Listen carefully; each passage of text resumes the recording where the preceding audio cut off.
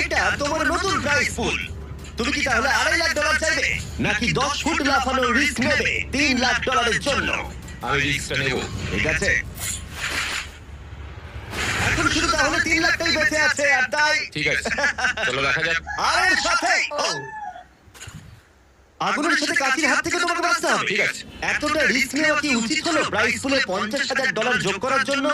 এবার কিন্তু তুমি আমাকে কনফিউজ করে দিচ্ছ। আমি তোমার লাভ দেওয়াটা দেখতে চাই, দেখাও আমায়। দেখাচ্ছি। ও হ্যাঁ, এই তুমি পারবে। নিশ্চয়ই $3 লাখ পেয়ে যাবে। পারবো। না না, আমার একদমই মনে হচ্ছে না তুমি 10 ফুট লাফাতে পারবে। বাজিতে রয়েছে $3 লাখ, কয়েক কোটি মানুষ দেখছে। চলো। দেখা যাক ও পারে কিনা। চলো শুরু করো।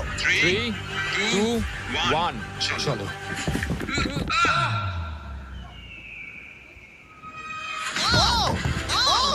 দাঁড়াও, ওকে ফিরেও আসতে হবে। হ্যাঁ, এসো, এসো, শুধু ধরে দেখো। ও পেরেছে, ও পেরেছে।